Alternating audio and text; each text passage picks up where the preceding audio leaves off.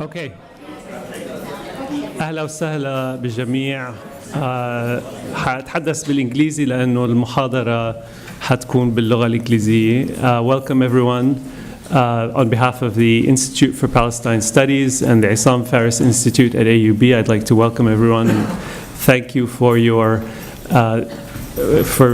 presence here today. Each year, the Institute for Palestine Studies organizes the Constantine Zurich Memorial Lecture in honor of one of its co-founders, Constantine Zurich, who is, of course, a towering figure here at AUB, in the Arab world at large, and on the international academic scene. His achievements are too numerous to mention in this context, but particularly relevant to today's event is his landmark monograph, Ma'na Nakba, the meaning of the catastrophe, or rather the meaning of the Nakba, since that's one of the few words in our vocabulary that have entered the international lexicon. Make of that what you will. Not only did that book coin the very term Nakba, it helped define an entire generation's understanding of and response to the Zionist conquest of Palestine and the dispossession of the Palestinian people. The annual Constantine Zurich Memorial Lecture was inaugurated by IPS in 2001 and has been held every year since then, either in Palestine or in Lebanon, each year inviting a distinguished lecturer to speak on a subject of significance to the cause of Palestine and the wider Arab world. Recent lecturers have included Richard Falk, Camille Mansour, Noor Masalha, Jalal Amin, and Sari Maqdisi, among many others. This year, we're delighted and honored to host Rosemary Sayigh, renowned anthropologist and oral historian who is very well known to several generations of academics who've worked on Palestine and the Palestinians. Rosemary Sayigh's works include the groundbreaking Palestinians from Peasants to Revolutionaries at People's History, first published in 1979 with an introduction by Noam Chomsky, and Too Many Enemies, the Palestinian Experience in Lebanon from 1993. Rosemary Sayigh studied refugees when their lives were not considered a fit topic for academic research. She paid attention to women's lives long before gender was an academic buzzword. This is not to glamorize a career spent carrying out research amidst war, massacres, and hardship, sharing the lives of those on the edge, and making difficult decisions as to where one's personal life ends and one's public obligations begin. Still, against all odds and mostly outside the confines of the academy, she has blazed a trail examining and detailing the lived reality of Palestinian refugees, recording their histories and theorizing about their place in the world as no one else has done. While other academics made lofty pronouncements about subalterns in the proletariat, she shared her life and work with them. Straddling anthropology, sociology, oral history, and political science, she has amassed a body of work that is now considered an indispensable resource in academic research on forced migration and social upheaval. Without her efforts, the early decades of Palestinian dispersal and dispossession would have gone largely unnoticed by the academic community, and a few generations of subsequent work would have been, if not impossible, entirely different. Without her emphasis on recording the experiences of ordinary people and listening to their stories, many other researchers would not have been as bold in following a similar path in studying the situation of Palestinian refugees. But Rosemary has not only carved out this territory in academic space, she has also led others by the hand and introduced them to her friends and interlocutors in the refugee camps. Generations of younger scholars who have passed through Lebanon were hosted and welcomed by her with characteristic modesty and self-effacement. Those of us who've been fortunate enough to know her and experience her kindness also know that her tentative manner and humility belie an unbending determination to ensure that the Palestinian narrative is told not just from the top down, but from the bottom up. The title of her lecture today is The Nakba and Oral History. Please join me in welcoming Rosemary.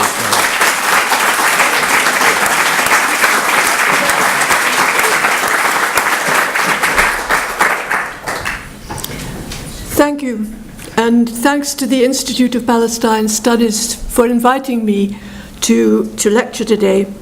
I like to begin my presentations with a quotation that somehow sets the tone. And this one is from a historian called Doughty, and it's quoted by Ahmed Saadi in his book with Laila Abu Lugad.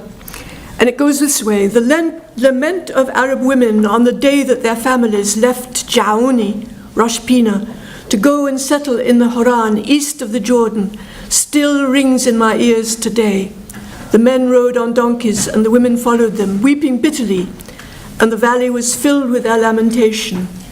As they went, they stopped to kiss the stones and the earth.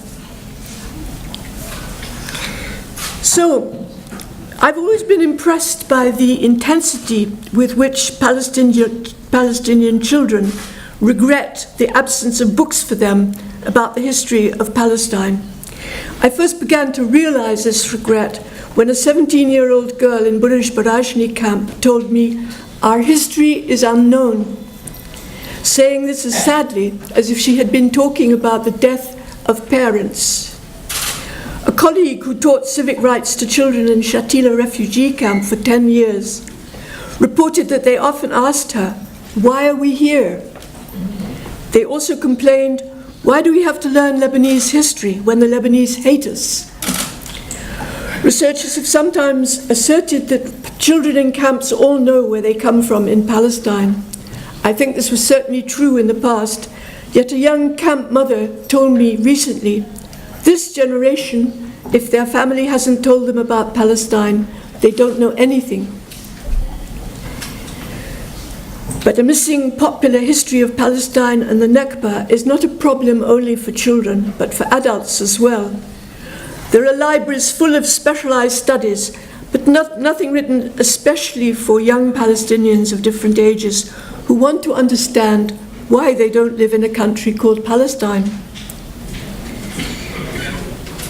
Palestinian and Arab scholars in general acclaim the importance of the Nakba as a critical moment in the history of Palestine and the Arab East.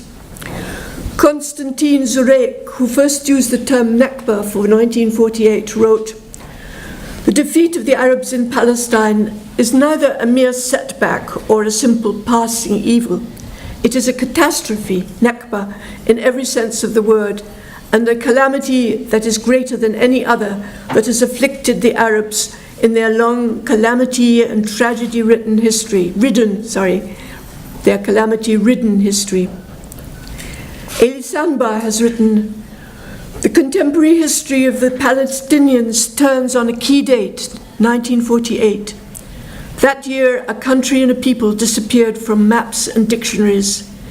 The Palestinian people does not exist," said the new masters, and henceforth the Palestinians would be referred to be general, conveniently vague terms as either refugees or, in the case of a small minority that had managed to escape the generalized expulsion, Israeli Arabs. A long absence was beginning. That's a quote from Sanbar. In their book, Nakba, Palestine, 1948, and the Claims of Memory, Abu Lugad and Saadi write, "The 1948 war that led to the creation of the State of Israel also resulted in the devastation of Palestinian society. At least 80% of the Palestinians who lived in the major part of Palestine upon which Israel was established, more than 77% of Palestinian territory, became refugees. Their fate hung on the decisions of politicians in the country to which they fled, or bureaucrats in international agencies. The minority of Palestinians, anywhere from 60,000 to 156,000, depending on the sources, who remained behind, became nominal citizens of the newly established Jewish state, subject to a separate system of military administration by a government that also confiscated the bulk of their lands." And these authors add to the statement of historic fact another dealing with the impact of the Nakba on Palestine. Although Palestinians had various forms of identity before 1948, including a sense of themselves as Palestinians, there is little doubt that the catastrophe in all its dimensions has not just determined their lives, but has since then become the key site of Palestinian collective memory and national identity. The special character of Palestinian memory lies in the key experience of their radical and abrupt displacement from life in situ, the continuing violence and lack of resolution they must endure, and the political nature of the elaborate erasure of their story, which gives birth to the stubborn dissidence of their memory work. And here is another very forceful expression. The Palestinian Nakba is unsurpassed in history.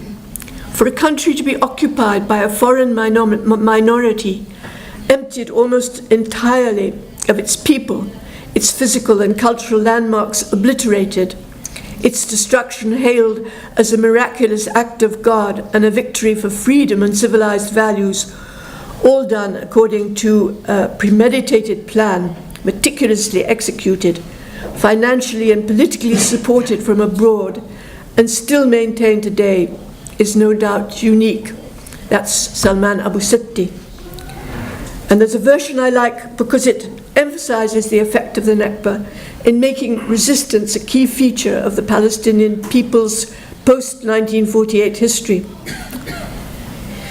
In the course of the 1948 war and immediate post-Nakba period, the name Palestine was wiped off the map. The rupture of 1948 and the ethnic cleansing of Palestine are central to both the Palestinian society of today and Palestinian social history and collective identity. Resistance to ethnic cleansing and politicized has been a key feature of the modern history of the Palestinians as a people, and that's Nur Masalha. At this point, I want to emphasize a paradox, one that is the main point of my talk here today. In spite of the acknowledged historic importance of the Nakba, it has been insufficiently researched as experience. Let's remember that the Nakba is not simply a date in history, but, as its name indicates, a national disaster. As such, it has as many versions as the people who were forced to be part of it. In other words, the entire indigenous population of Palestine in 1948, as well as their descendants up to today. Whether they became exiles, refugees, internally displaced, or second-class Israeli citizens, their lives, prospects, and identities were radically changed by the expulsions of 1948. Yet, in spite of the Nakba's historic importance, few versions of it as experience have been recorded or published. In 1994 to 95, Salah Abdul Jawad, political science and oral historian at Birzeit University, presented a project to a Palestinian Cultural Institute, which he called Race Against Time. The project grew out of work Abdul Jawad had been doing as director of Birzeit's Center for the Study and Documentation of Palestinian Society, using oral history to record Palestinian villages demolished during the ethnic cleansing of 1948-9. The Race Against Time was aimed to preserve Palestinian cultural memory, seen as threatened to a new degree by the Oslo Accords. Part of the text of the proposal runs like this: supporters of the agreement and opponents of the agreement converge on the dangers of cultural obliteration. Therefore, the preservation of Palestinian culture and history is the most important task, and one we believe should receive priority. In view of the passing on of most of our old people, and in the light of the new political and cultural risks, recording the testimonies of elderly Palestinians who lived Palestinian society before and during the Nakba is a supreme national task. The Race Against Time project was rejected by the Institute, to which it had been proposed on the ground of lack of funds. An employee at the Institute concerned explained to me that none of its personnel were trained in oral history. Yet oral history methods are relatively simple and can be taught in a few training sessions. Indeed, oral history work is sometimes integrated into sixth form school curricula. To have collected a popular register of Nakba memories in the 1990s would have been a worthwhile national, cultural and political achievement, particularly in offering support to the right of return. Today, there are still a few people in the age group that remembers the Nakba. Palestinian filmmaker Rehab Sharira found and filmed a few of them from Saf in Ein Helwe in April this year. That film is A Disturbed Earth. I'm not sure if it's ready to be screened yet. I've seen parts of it. Maybe with crowdfunding and speeded up training programs, Nakba experiences could still be recorded. Fortunately, individual researchers have stepped in where institutions feared to tread. In the early 1970s, Nafiz Nazal, a student from Georgetown University, who was under the supervision of Hisham Sharabi, came to Lebanon and Syria to collect the testimonies of more than 100 refugees from 32 Galilean towns and villages, representing about 14% of total Palestinian villages and 40% of Galilee's population. Nazar's study was published in 1978 by the Institute of Palestine Studies under the title The Palestinian Exodus from Galilee, 1948. Rashid Khalidi writes in a foreword to this book that it provides irrefutable evidence that the foundation of the State of Israel was accompanied by, and indeed conditional upon, the wholesale expulsion of the Palestinian Arab majority of the population from their homes and property. Unfortunately, Nazar's study did not find its way into most American university courses on the Middle East and has by now become expensive and difficult to obtain. I actually wrote to about 6 colleagues of mine who teach in the United States, and they all said they knew the book, but that they hardly use it anymore because it's not easy to obtain. Between 2002 and 2006, Diana Allen and Mahmoud Zaidan put together a voice and video archive that contains over 650 speakers from more than 150 Palestinian villages and towns. All of the speakers were resident in Lebanon, which means that only a relatively small segment of the diaspora is represented. But nonetheless, of course, it's a very important archive. Allen and Zaidan made attempts to extend their recording project outside Lebanon, but failed to find financial support. It is possible, however, that other oral history recording collections exist. I know of one in Buruj al-Shamali camp near Tyre, where expulsees come from the villages of Akka, Haifa, Nazareth, Tiberias, and Safed. The AUB Library Archive holds another set of oral histories besides the Allen and Zaidan collection, made by the NGO Al-Jannah to commemorate the Nakba's 60th anniversary. The Ibrahim Abu Lorad Institute Library at Birzeit University has a collection that includes records made with fighters from 1936 and 1948.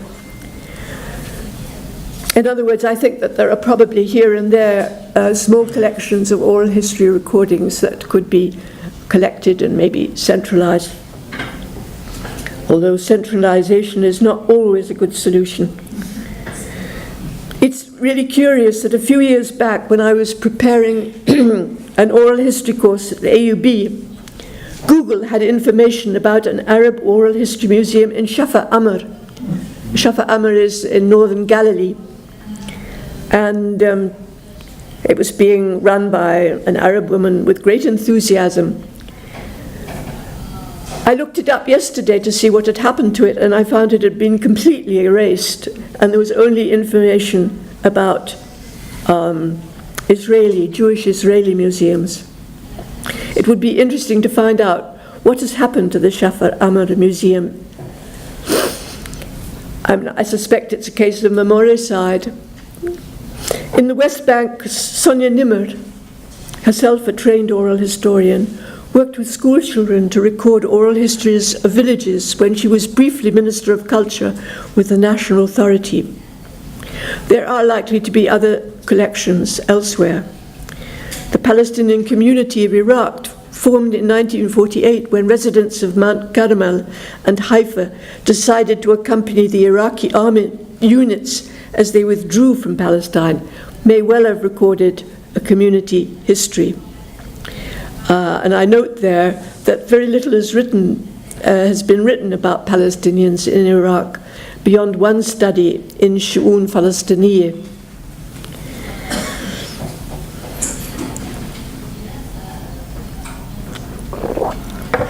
Though we constantly speak about the Nakba, we are actually very ignorant of its details. This was underlined for me by the recent discovery of a group of Palestinians living in the Sharqiyya Governorate in Egypt, who came there from Beersheba on camels in 1948 and who had not figured on any official lists. They were discovered by a journalist and written about in an article in 2015. While doing a comparative study of Nakba memories across three refugee generations in Syria in 2008, the sociologist Anahid al-Hardan came upon survivors of Palestinian refugees who had been caught in Wadi al-Rakad in the Golan Heights in the savage winter of 1948-9. She writes, quote, "Memories of death were related to me through a colloquial expression literally meaning the world died in Wadi al-Rakad during what historians have noted was a particularly hard winter, the freezing winter of 1948-49. During that winter, the Palestinians dispossessed during the Zionist onslaught had been made refugees overnight. Those who made it to the Golan on foot also became homeless in a colder environment without adequate food, clothing, or shelter. The world died in Wadi al-Rakad, I was told, by three different guardians who all hailed from the adjacent sub-district of Safed and Tiberias. Al-Hardan uses the word guardian to indicate the first generation of refugees, those with first-hand memories of Palestine. She recorded the reminiscences of survivors. One of them, Abu Subhi, said, "By God, the lice ate people's hair. The lice, the lice. When we first fled in 1948, they put us in Wadi al-Tin. It seems to be a local name for Wadi al-Rakad. Many people died from the severe weather and the dirt and the cold and hunger. There were no health services at all. Old and young died. There was no water, no firewood. There were no services at all. The people died. I swear to you, look, they couldn't keep up with burying the dead during the day, given how many people died." The point I want to emphasize is this: Dr. Al-Hardan's research in Syria took place only a few years ago in 2008, 60 years after the Nakba, and her purpose was not to record Nakba stories, but to compare Nakba memories between the first, second, and third generations of refugees. It seems very possible that what happened to people in Wadi al-Rakad or Wadi al-Tin in the winter of 1949 had never been recorded before. One would have to go through the Red Cross records in Geneva to be sure of that. But the emphasis put by the survivors on the complete absence of any kind of humanitarian aid makes it likely that no official record exists of this particular Palestinian refugee community. The concreteness and detail of the oral descriptions offered by the survivors from Wadi al-Rakat contrast with the emptiness of official records. Other such extreme experiences of the Nakba have quite possibly gone unrecorded. It's worth considering, for example, whether two of Ghassan Kanafani's novellas, Men in the Sun and All That Is Left to You, that describe Palestinian men traversing a burning desert, are actually based on real stories. I regret now that I did not make more effort to record Nakba stories, but when I was doing oral history work, first with people in Burj al-Barajni camp, and then later with Shatila people, I was actually more interested in their experiences and lives in Lebanon as refugees. However, my first book, Palestinians From Peasants to Revolutionaries, does contain some memories of the exodus from Palestine and arrival in Lebanon. Im Hussein, who hosted me in Burj camp, remembered as a child of 12 creeping back at night through enemy lines to the family home in Quaykat to bring back flour. Finally, they were expelled. She said, "We didn't have money to rent from the Druzes. It was summer and we slept on the ground. When the winter came, we rented a very small room, 3 meters by 2. We stayed the whole winter in Abu Snan, and then in March, the Israelis started pressing on the refugees. We were refugees in our own country, to leave. They came at 5 o'clock at night, surrounded the village, and started looking at ID cards. If anyone was a refugee, they told him to fetch his family and get into the trucks. We weren't allowed to take anything with us. They filled 9 big trucks, and then they took us and threw us over the border on the Merj al-Amr road." Im Hussein continued, "We stayed in Nablus for 15 days, then my father got us permits to go to Amman. The Jordanian police stopped us on Allenbury Bridge, and they said our papers weren't right. They made us sleep on the ground near the bridge. It was March, and if a woman hadn't got bread for her children, they'd die of hunger. My father went back to Nablus to fix the permits. Then we went on to Amman. At Erbed crossroads, it started raining. Then the police post at Ramtha wanted to send us back to Amman because they said our papers weren't right. I remember that one of the women who was with us jumped out of the truck in the rain and the mud, and she cursed the police and all the Arabs. She was so mad that she got hold of her 9-month-old grandson. His father was dead, and almost threw him at the police post, screaming, 'You sons of pimps! Are we Jews? We're Arabs.' The people of Al-Bassa had friendly relations with nearby Jewish settlements and had been assured that if fighting broke out, they would not be harmed. But on May 14th, Al-Bassa was occupied by the JDF. A survivor told what happened. The day the village fell, Jewish soldiers ordered all those who remained in the village to gather in the church. They took a few young people outside the church and shot them dead. Soon they ordered us to bury them. As villagers were forced to flee, IDF units along the road robbed them of money and jewelry. The worst of Zionist war crimes was probably the death march from Lid and Ramli, in which all the inhabitants of these 2 towns were forced to leave eastwards, up the mountain road to Ramallah. I mean, absolutely no one was allowed to stay, neither young people or old people. It was midsummer, July, and many of them died of thirst or exhaustion on the way. A woman who I recorded in Jaffa recalled taking part in that march, pregnant and with a 2-year-old daughter.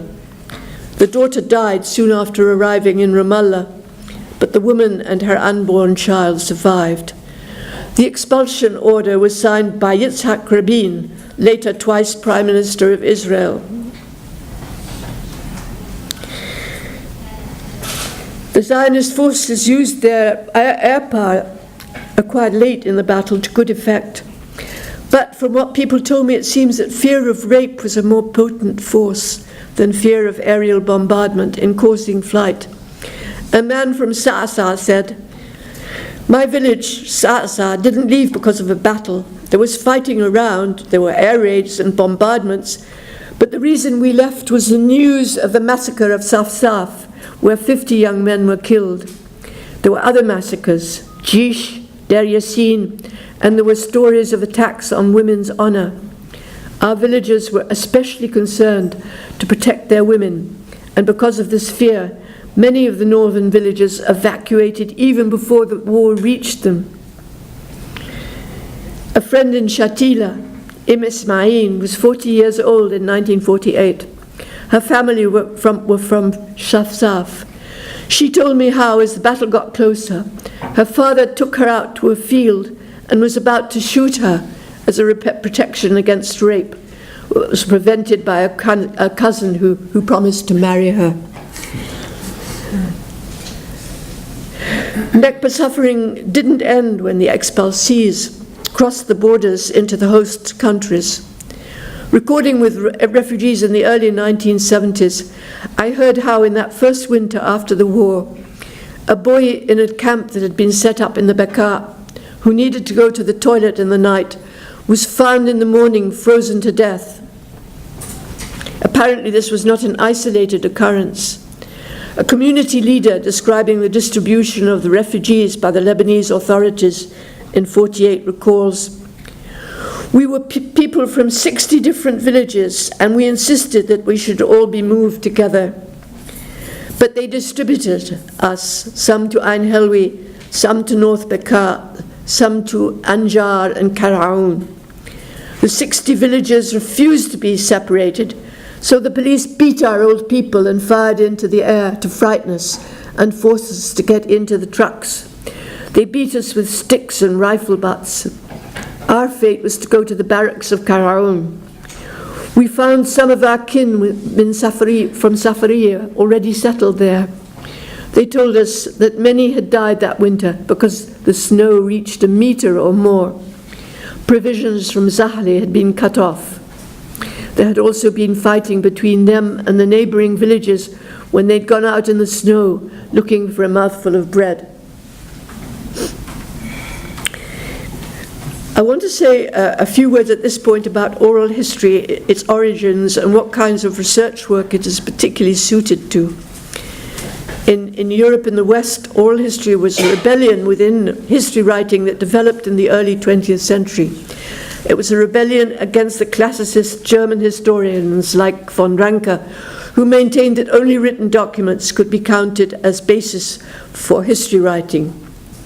However, while saying this, I want to remind you that oral history was and is practiced in many parts of the world. For example, in Africa by the griots, who transfer verbally over generations the histories of leaders and elites, and by indigenous Australians, who have transmitted orally knowledge of a rise in sea level that had occurred more than 7,000 years ago.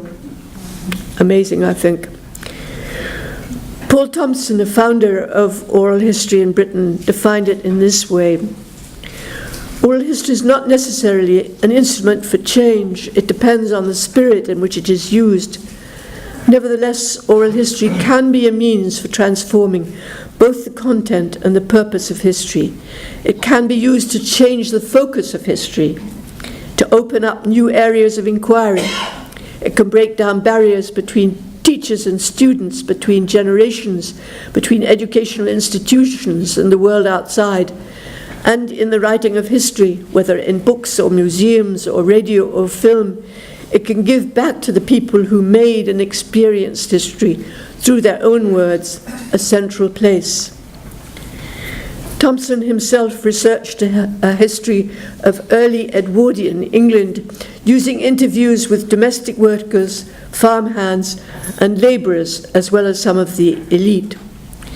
And since then, oral history has been taken up by feminists, by transgender people, used to research with prisoners, migrants, refugees, and armies, and also, incidentally, the Palestinian police force That's a collection held in St. Anthony's, Oxford, made, I think, under the direction of Eugene Rogan. One of the most famous examples of oral history is Ronald Fraser's Blood of Spain, The Experience of Civil War, 1936 to 1939, first published in 1979. Fraser's words about oral history written in the foreword give us a landmark definition of what oral history does and does not do. He writes, "The appearance of a book on the Spanish Civil War of 1936 to 9 today requires some explanation. Major historical works over the past 15 years or so have charted most of the features of that conflict, and it would be vain to hope to add anything new to the overall map of the period. But within the general and even detailed knowledge, one area has remained unarticulated, the subjective, a spectrum of the lived experiences of people who participated in the events. This is the purpose of the present book. Oral history, as conceived here, is an attempt to reveal the intangible atmosphere of events, to discover the outlook and motivations of the participants, willing or unwilling, to describe what civil war, revolution, and counter-revolution felt like from inside both camps. This book is rooted, therefore, in the Spanish experience. Never more than at a time of extreme social crisis does the atmosphere become a determining factor in the way people respond to events. For however intangible, it is never abstract or distant. It is what people feel, and what people feel lays the ground for their actions." How am I doing time-wise? You're fine. How much more? As much as you want. Well, you can give me a clue if you want me to stop. Just a bit more about Blood of Spain, which is a real model of, an eminent model of oral history work. A journalist called Julian Casanova makes a useful point when he was writing Fraser's obituary. He said his 1979 book, Blood of Spain, was the first guide to uncovering the hidden stories of the Spanish Civil War. It contained the opinions of ordinary men and women, of the war's winners and losers, which rarely show up in historical documents. So, hidden stories and ordinary men and women, these are two basic themes of oral history.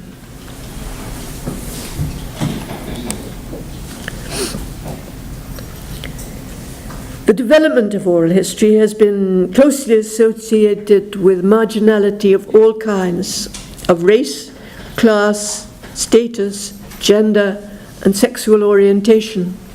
I take it as an illustrative example a scholar of mixed Canadian and Japanese birth who undertook oral history research with her community in Canada. Kirsten McAllister, Rebuilding Historically Persecuted Communities. As you know, Canadians of Japanese descent were interned during World War II, as they were also in the United States. McAllister writes, "For historically persecuted groups, testimonials can play an essential role in rebuilding their communities. To testify in a community venue, it is necessary, for example, to reconstitute, recollect, and reinvent community values, shared modes of speech, and frames of reference. Like many other Japanese Canadians concerned with social justice, my work has been inspired and informed by the work of Indigenous leaders, elders, scholars, and artists. It has also immersed me in the material and psychic devastation of the internment camps, tracing the damage as it has unraveled across generations,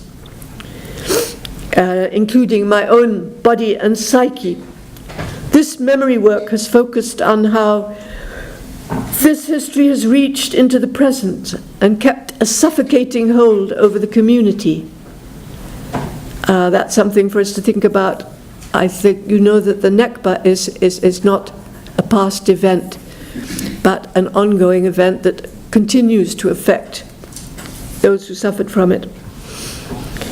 The realization that the province had different landscapes of memory, many of which were buried, drew me towards the problem of memory, excavating these histories for me as someone who grew up in this province allowed me to make sense of an unspoken tension and anxiety about the presence of Japanese Canadians in this province, along with indigenous people and other migrants, troubled memories in the bodies and landscapes of the province that were disturbing and powerful, memories that were not written about in history books available when I was a child in school.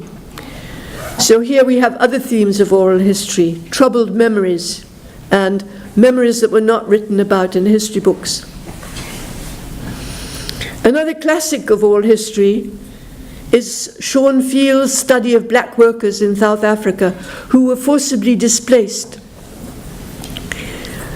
It uses oral history methodology to record stories of people who experienced the brunt of racist forced removals in the city of Cape Town and traces the human impact of this disruptive, often violent feature of apartheid social engineering. Another classic oral history recording, Angledool Stories by Karen Flick and Heather Goodall, examines the use of a CD-ROM, hypermedia, in offering resources to a native Australian community in quest of its own history and home after forced displacement. The particular group of Australians whom Flick and Goodall worked with were Murrays, who had been uprooted from their homes in northwest Australia in 1936. I'm sure you know that Indigenous Australians were forcibly moved to a very large extent, almost all of them, to make room for Western sheep farming, mainly English, sheep farming farms. And one of the main values for those Murray participants was to make contact with or recover knowledge of cousins and grandparents whom they had lost sight of during the forced removal process. Using visual media meant that participants were not limited by educational level. Oral history can also be used to bring about social and cultural change. There is a classic case carried out by Daniel Kerr, a relative of AUB President Malcolm Kerr. In this study, Daniel Kerr reversed the conventional format of social research, which defines researchers actively as the analysts and the research community passively as the analyzed. In his 203 study, We Know What the Problem Is, Kerr demonstrates how he, as a researcher, worked with homeless people in Cleveland, the US, using audio and radio interviews to mobilize the homeless to create their own solutions to their problem, such as improved conditions in shelters and drop-in centers. Yeah, it's an unusual example, but I think a very good one for marginal communities that want to change their situation.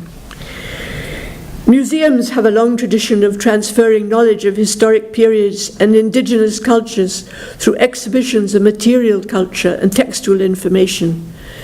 In some museums of oral history recordings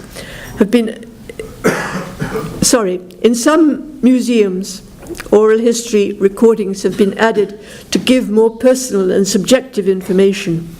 This is the case in District 6 Museum in Cape Town, South Africa, where oral history records offer visitors personal stories from the era of forced displacement. A colleague at District 6 who has visited Lebanon writes that there is work being done in Cape Town to start a Palestine and human rights museum, and maybe this would include oral history. In Santiago, Chile, There's a museum of memory and human rights, which uses oral history and other media to commemorate the victims under the Pinochet dictatorship.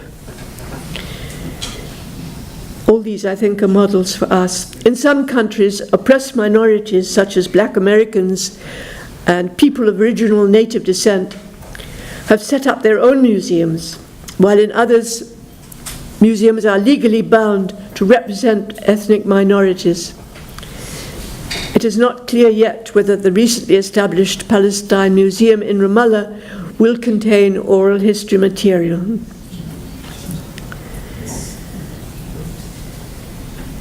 A social institute and archive based in London but working globally, Panos, has used oral history to criticize unthinking capitalist industrial development in the Third World.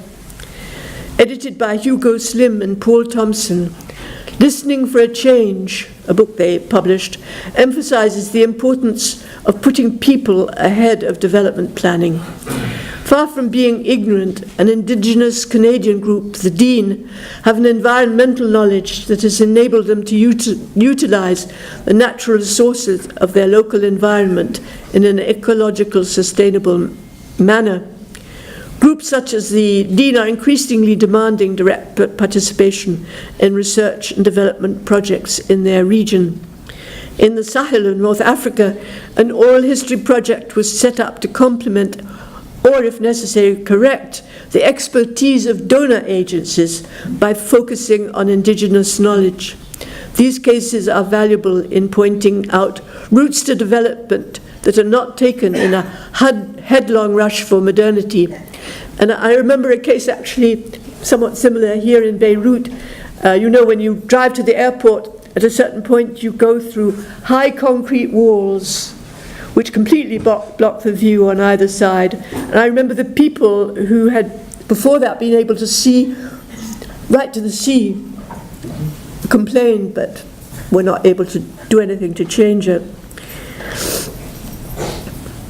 I don't suggest that there would be a mass reading public for Nakba stories based on recording individual experiences, but the knowledge these stories convey do penetrate the academic sphere and may even have a wider readership. For example, the Palestinian scholar Ruba Saleh writes concerning her mother Selwa Salim's autobiography, Wind in My Hair. She says, "I can tell you that my mother's memoir, which is an oral history book dictated and then written down as almost a diary of her life, made a tremendous impact in Italy and in other countries.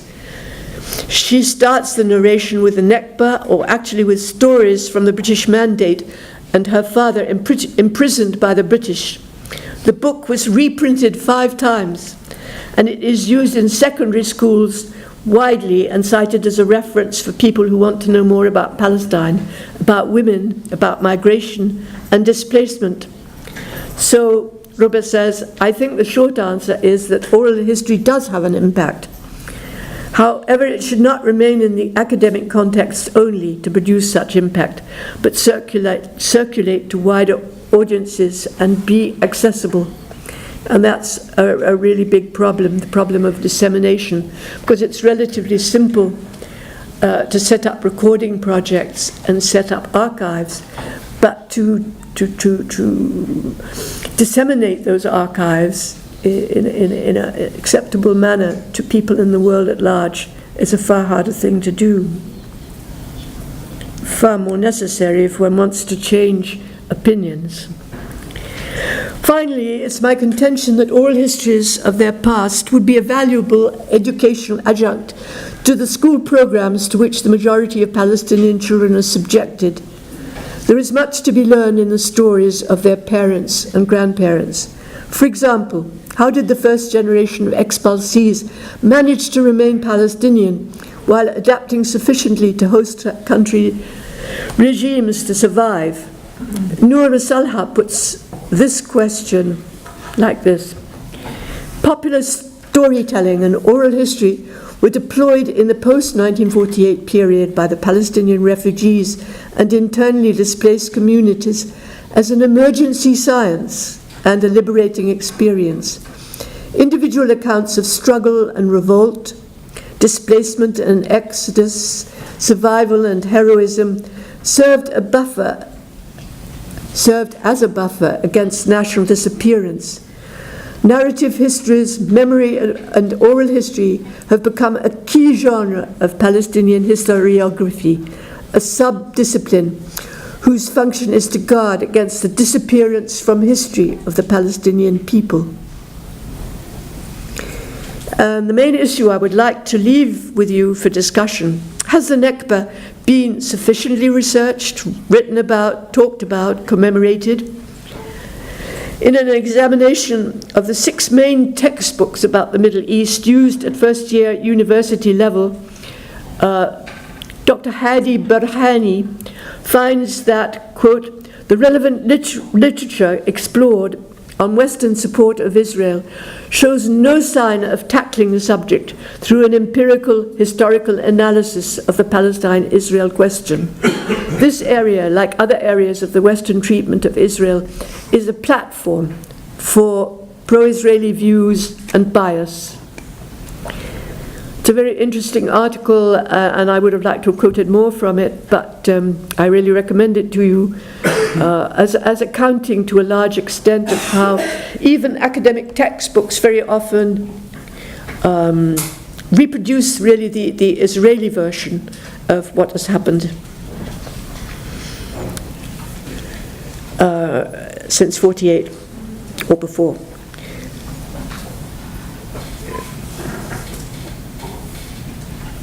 Yeah, I suggest that a more accurate knowledge of the Nakba could, if sufficiently distributed, take the edge off this bias. Nur Masalha notes, and this is the final paragraph, I think. Nur Masalha notes that in contrast to the Israeli National Memorial at Yad Vashem and other Holocaust museums, including the Auschwitz-Birkenau Memorial and the museum in Oświęcim, Poland, and the US Holocaust Memorial Museum, and there's not just one in Washington, there are, I forget how many, but dozens of Holocaust museums in the United States. There is no Nakba museum, no Nakba Hall of Fame names, no central database of Nakba victims' names, no tombstones or monuments to mark the hundreds of Palestinian villages ethnically cleansed and destroyed in 1948. So Masalha proposes, as a counter to memoricide, that he proposes the institutionalization of a People's Nakba Memorial Day as a worldwide event to protect Nakba memory against its denial in Israel and around the world, and to force the Palestinian leadership to relocate the right of return to the center of peacemaking in the Middle East. That's the end.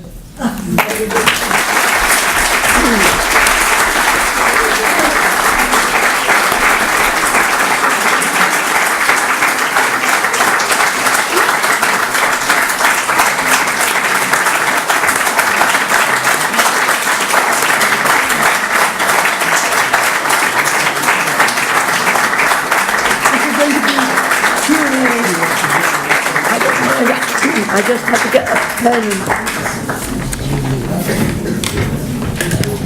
So Rosemary's told me she doesn't mind if there are any questions, to respond to a few of them, at least. As usual, I think she's issued a call to action to all of us, not least to us at the Institute for Palestine Studies, to do much more in this regard, to do much more on the in terms of research on oral history, and at the very least to reissue the book by Nefez Nazal, The Exodus from the Galilee, which could at least be issued as a ebook. For those of you who don't know it, it's a really mind-opening read, and it's actually a kind of, it almost reads like a novel, because the testimonies and stories are extremely captivating.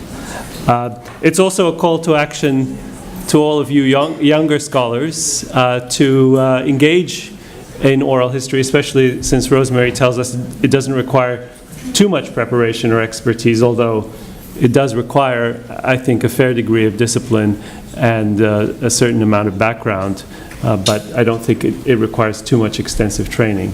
So she's left us with a lot to do. But if there are any questions, maybe we'll take just a few. Could I borrow a pen? Yes. Thanks. Sayigh?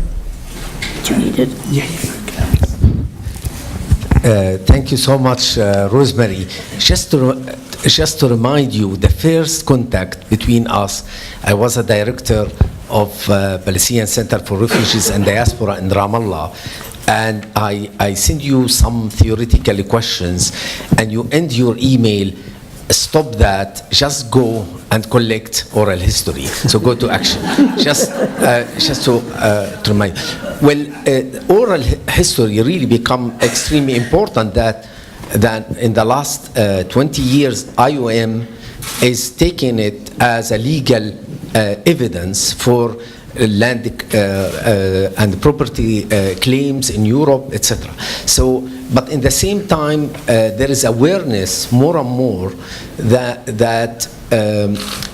the individual memory is also can be manipulated by collective memory.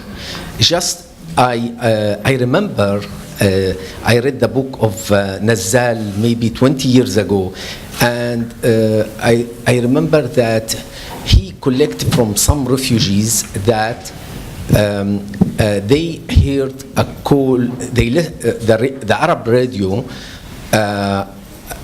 called them to come, to leave their places and to go to the neighboring countries.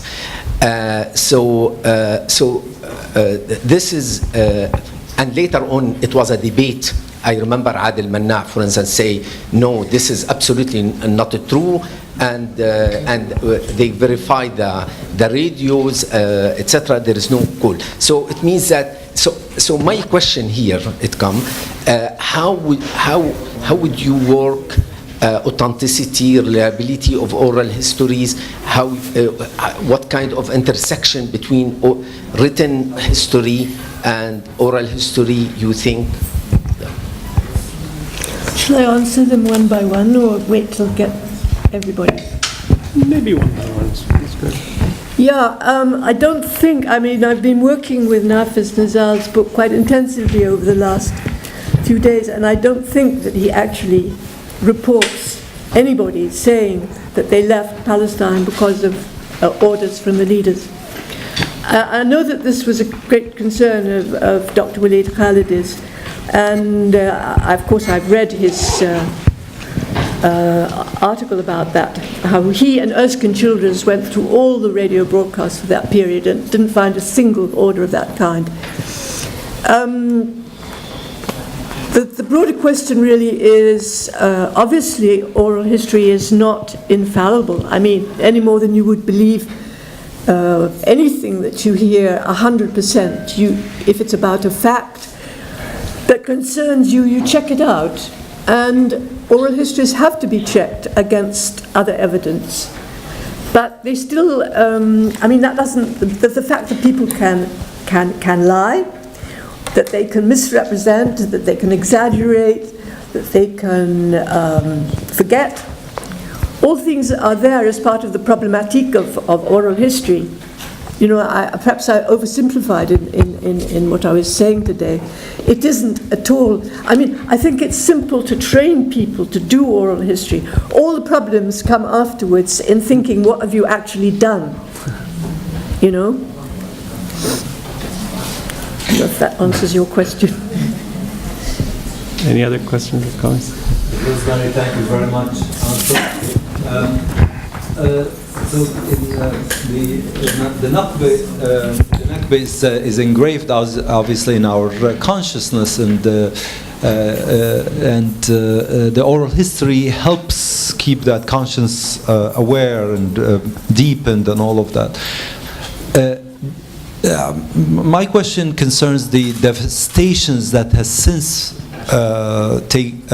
followed in Palestine, the devastation of the idea of Palestine, the possibility of liberation and all of that, but also the devastation that have befallen the whole region. The النكبات المتنوعة يعني very closely Syria, for example.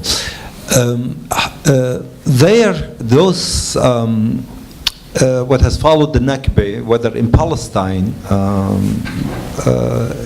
or in the region, has also given rise to its own oral history. Most recently, perhaps, using the shorter text, using the image, using the video, but expressed by the people themselves. They're not waiting for oral historians to come and document. They're out on social media stating an experience, stating a memory, stating a morality and all of that. How do you see these two dimensions in their historicity, in their historical development relating? With you having worked on this for a long time, how do you connect with these kind of ongoing Nakbas and new Nakbas and their new oral histories? Well, I think it's perfectly possible for two or more methods of doing oral history to coexist.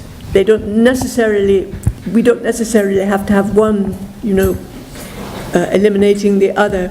And I, for instance, if I were young enough to do another oral history project, I would perhaps go to one of the camps that hasn't been so studied, like maybe Galilee or somewhere quite far away, and work with young adults who are perhaps already, for sure using cell phones and much better at it than me, and maybe work with them to.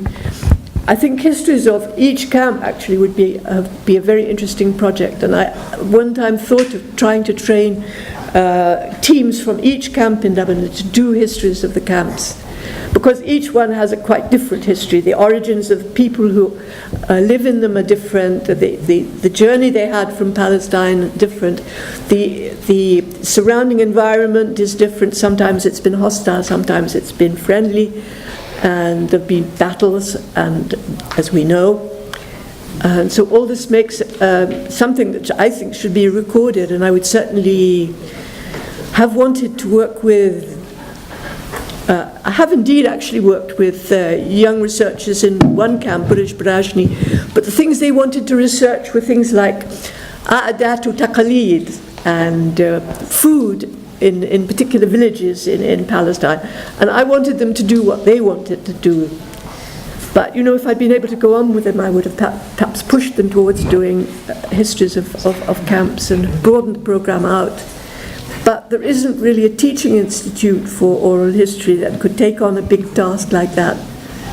And I wish there was. Maya?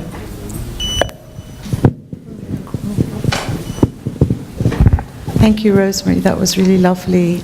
I just wanted to let you know that there is a Nakba museum being opened in Washington, D.C. Sorry? There is a Nakba museum being currently constructed and opened in Washington, D.C. In Washington, D.C.? Yes. Has it got anything in it yet? Not well. It's the project is in process. Yeah, I did read about it. Some individual, isn't it? It's an individual project.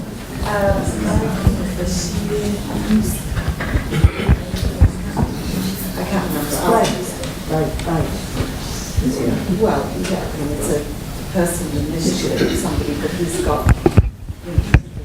You can Google it, and the guy whose name I've forgotten said that he walked down the mall in Washington and found everything had a museum except Palestine, so he decided to set that up.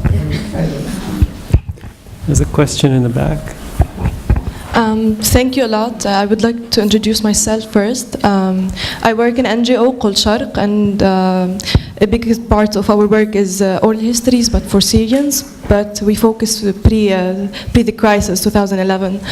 I would like to ask you, because our library it's online, and we have recorded interviews, only sound, and another part is videos. So as an oral historian, I would like to know, would it affect the distribution or the interest of people if it's videotaped or if it's only audio? And as you know, like with funds, it's more with audio, and we try to manage our budget to cover both. But how would it affect, what's the difference between having these two? And thank you. I don't know if I really heard all your question, but I mean, I'll try and answer what I understood from it. I think that video recordings, video and audio together, are much more valuable than audio alone, because the body itself is tremendously expressive, and all that, the expressions of the face, the gestures of the hands, are lost in an audio recording. And Diana Allen has written very well about this, how much the body shows, and how this is part, of what they're trying to tell. Is that what you... Yes.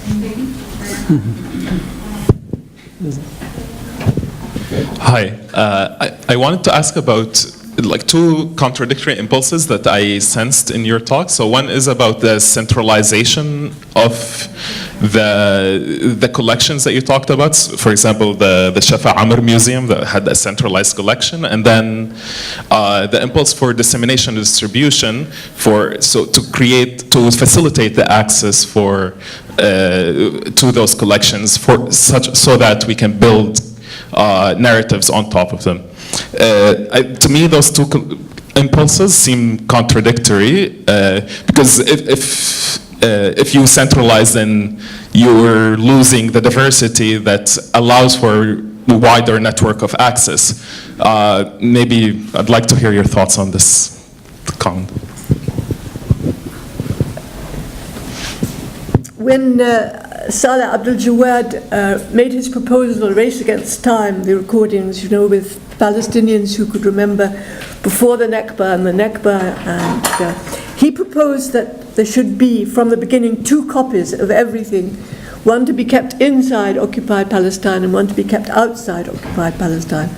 And I mean, I think that's just common sense, that one would realize that, let's say, putting things in Ramallah, in the museum in Ramallah, would not be safe enough, and that there should always be copies somewhere else. And I don't understand the technology of it, but I think there are ways of putting things up there somewhere. In the cloud. In the clouds, yes, which preserve them undestroyably.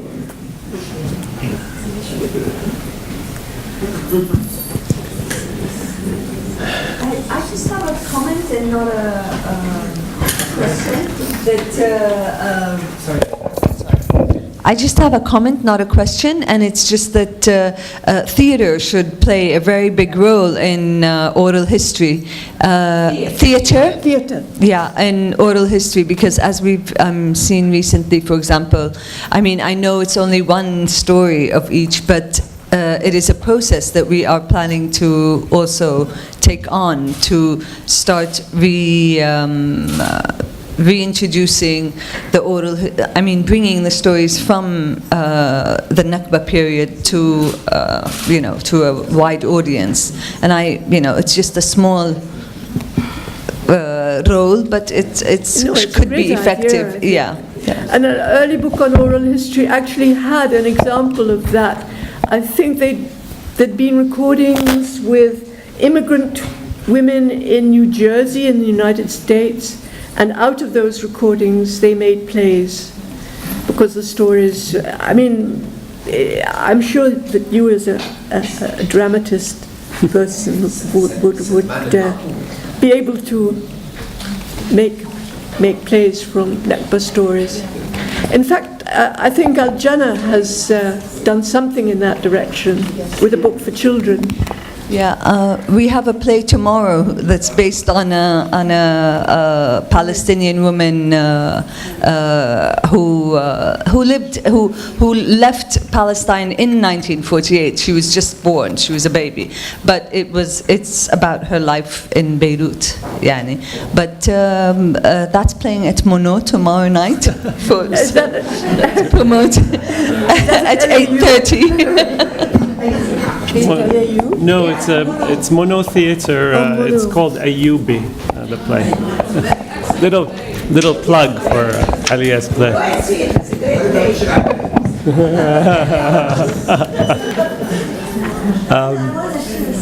Yeah. Recently, I saw two museums about Armenians'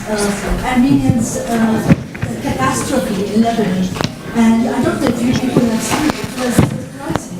The one in and the one in Antilles. Films. Things people brought with them when they came from Armenia to Lebanon. I mean, it was very professional, well done, and let's learn from the Armenians. It's like, I mean, yeah. Sorry, May, exhibitions or films? No, it's a museum. There are two museums in Lebanon. I mean, first class about the Armenians who came to Lebanon, what they brought with them, their stories, the way they are displayed is amazing, just amazing. واحد بيبلس واحد بأنطلياس. Yeah. Yeah, thank you. And they also the people who died. I mean, they have monuments about the people who died, and just excellent. We should do that. Okay, if there are no further questions, I just wanted to mention a couple of things. I wanted to thank the Issam Faris Institute for hosting this event, and of course the Institute for Palestine Studies, and especially two people, research fellow Perla Isa, who was instrumental in organizing the lecture, and also executive assistant to the research committee, Hiba Abu Ghaida, who also arranged a lot of the logistics.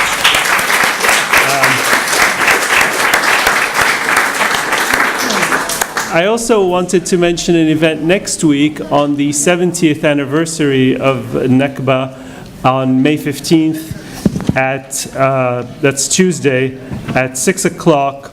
IPS is organizing a book launch in partnership with Dar al-Nimr on the book In the Land of My Birth, A Palestinian Boyhood by Raja'i Busayla.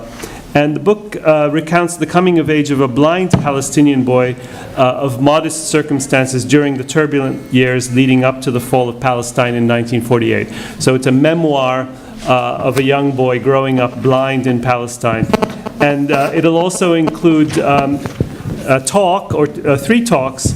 There'll be the author will have a pre-recorded video message and live interventions by Ilyas Khouri, Joe Hello, and Layla Atshan. So that's on Tuesday at Dar al-Nimr on May 15th. That's the 70th anniversary of Nakba. Oh, sorry, 6 o'clock, 6 to 7:30. Okay. So thank you very much for being here, and thanks for listening.